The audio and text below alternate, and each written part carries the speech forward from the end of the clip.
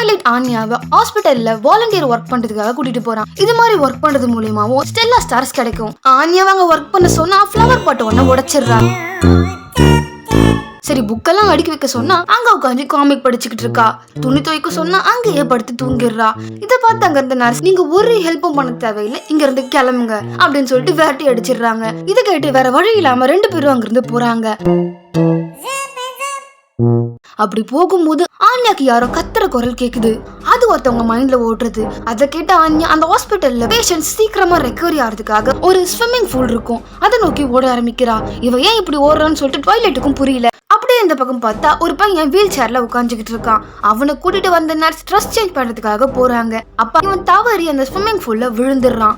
கரெக்டா அந்த டைம்ல ஹீரோ மாதிரி நம்ம ஆன்யா ஓடி வந்து தண்ணிக்குள்ள குதிச்சு அவனை காப்பாத்த ட்ரை பண்றா. ஆனா அவளுக்கே நீச்சல் தெரியல.